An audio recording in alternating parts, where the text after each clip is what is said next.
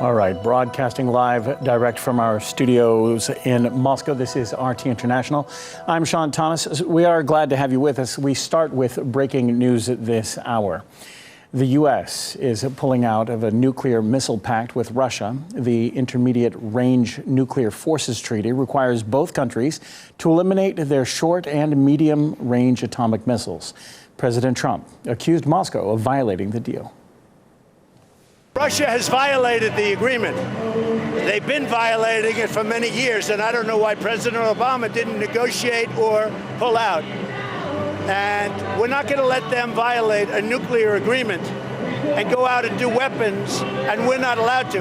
We're the ones that have stayed in the agreement, and we've honored the agreement, but Russia has not, unfortunately, honored the agreement. So we're going to terminate the agreement. We're going to pull out. We're not only hearing Donald Trump say that the USA will pull out of the INF Treaty, but we're also hearing that there is plans to begin production of missiles that are not allowed. Now, Donald Trump did say, however, if a new agreement can be reached, they will scrap those plans for production. Let's review his additional comments. Unless Russia comes to us and China comes to us and they all come to us and they say, let's really get smart and let's none of us develop those weapons.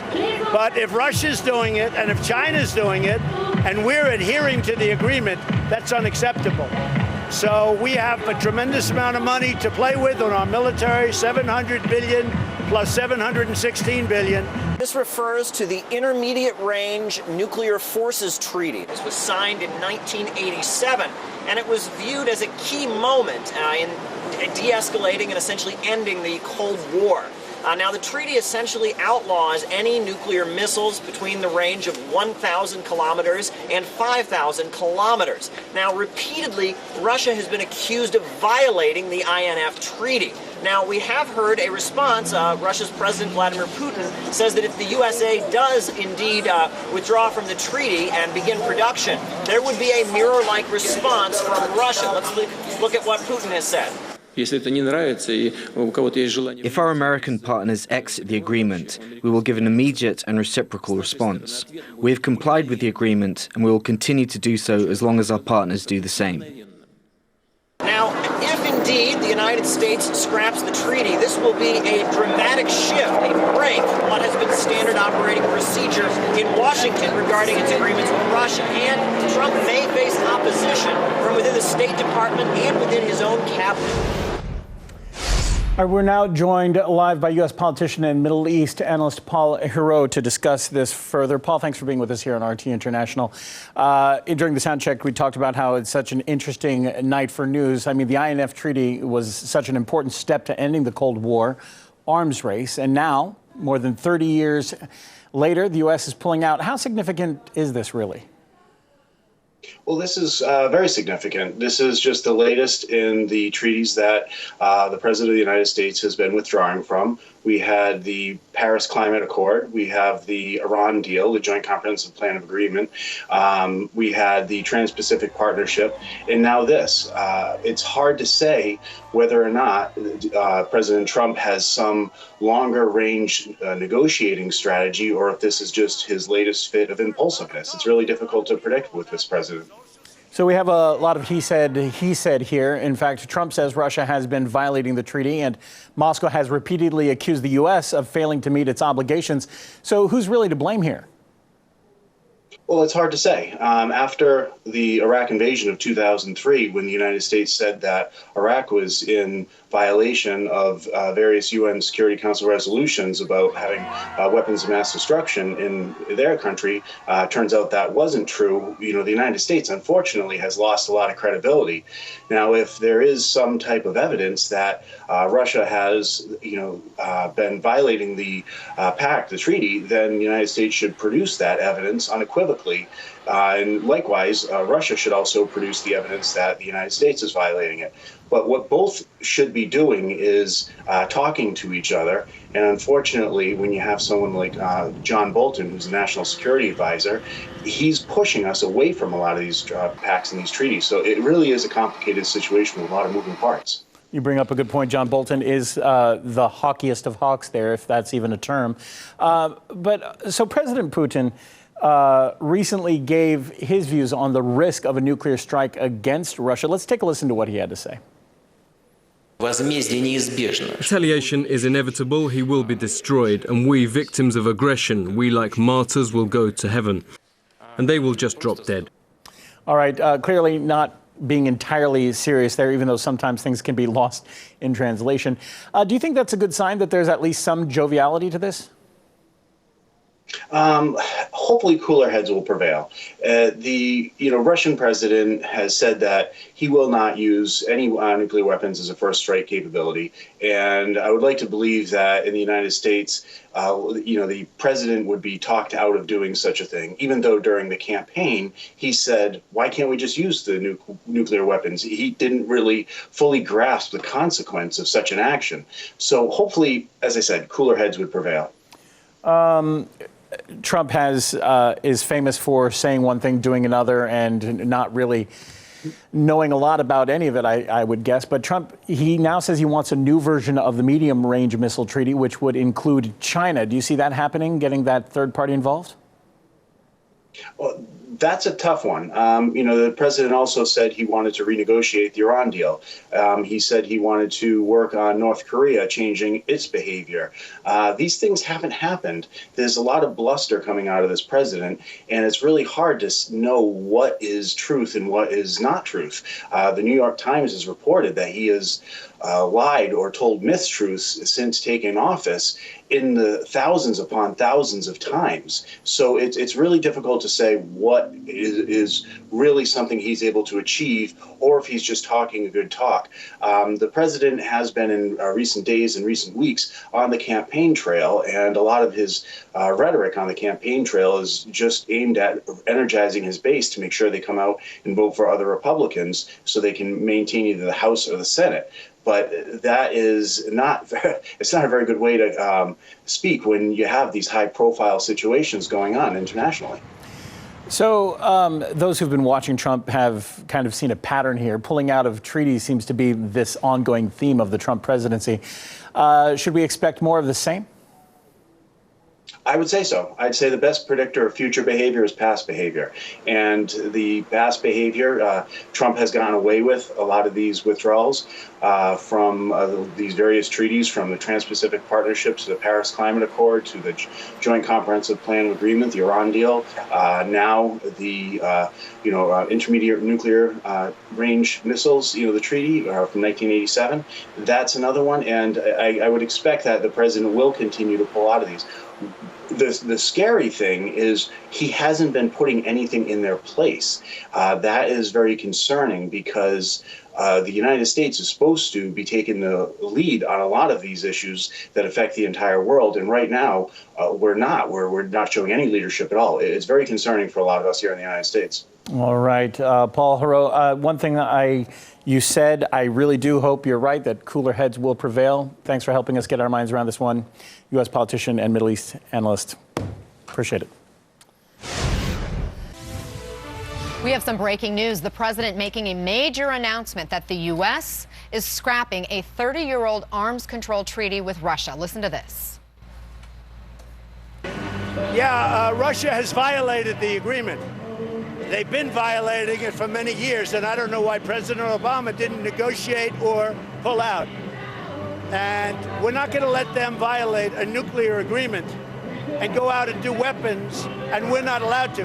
We're the ones that have stayed in the agreement, and we've honored the agreement, but Russia has not, unfortunately, honored the agreement. So we're going to terminate the agreement. We're going to pull out. This treaty has been in effect since 1987, when President Reagan signed it alongside Soviet leader Mikhail Gorbachev. Now, in 2014, the Obama administration accused Russia of violating the treaty, but chose not to leave it over concerns it would lead to an arms race. I want to bring in CNN military and diplomatic analyst Rear Admiral John Kirby and CNN global affairs analyst Max Boot. He's also the author of The Corrosion of Conservatism: Why I Left the Right. So, Admiral Kirby, first, explain how important this decision is.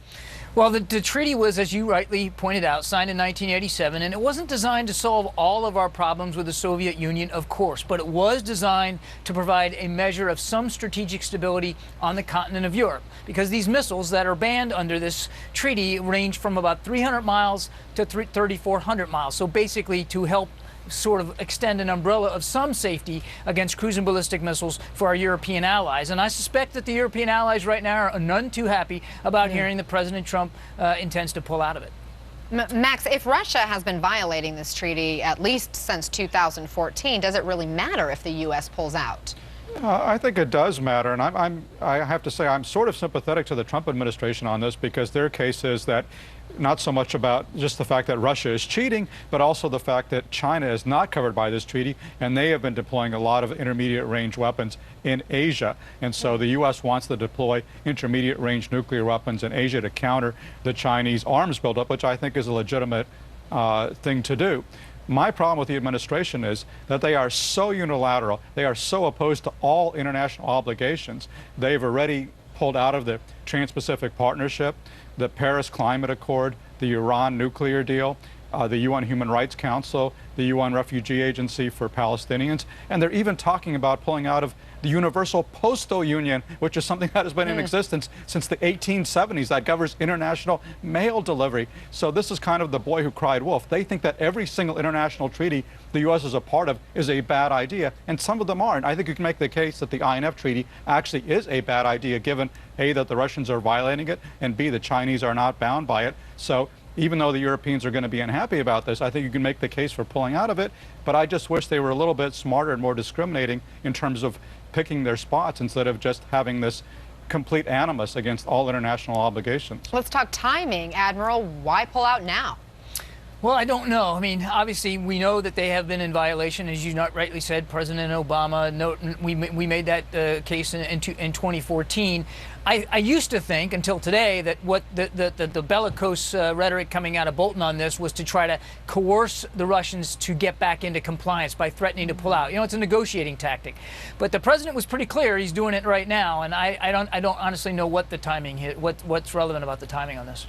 I have a theory. Yeah, what's your theory? My theory is John Bolton, because John Bolton really, really hates all international obligations. He is kind of the uber unilateralist, kind of a unilateralist on steroids. Remember, he made his first speech attacking the International Criminal Court, which is not exactly a top threat to the United States. So I would guess this is part of John Bolton's campaign, basically to pull the U.S. out of all these international obligations. What do you think will be the response from Russia, Admiral? I actually think the Russians are going to be okay with this. They know they've been in violation. They have said publicly, Dmitry Peskov, the Kremlin spokesman, had said this is not in our interests, even though he's denied that they were not complying with it. So I think in some ways this gives Putin an excuse to just continue doing what he's doing, only doing it more blatantly. My problem with doing it, and I think Max makes a really good point about China and also, you know, concerns about unilateralism by the Trump administration. But my problem is we don't have a counter for the intermediate range missile that the Russians have developed. It's called the SSC-8. It's got a range somewhere in that window of 3,400 miles, and we have nothing to counter that right now. Now, we are doing some research to try to develop a similar missile, but right now it would put us at a disadvantage, and it would certainly put our European allies at a great disadvantage with a more bellicose Russia in recent years than we've ever seen. As you point out, our European allies, they were among those pressuring President Obama not to pull out of this treaty. Max, how are they likely to feel right now with this decision announcement? They're likely to be very unhappy, and this is going to add to the huge amount of unhappiness in Europe with President Trump. I mean, remember, this is because of what Trump has already done. U.S. approval ratings are like around 30% in countries like Germany and France.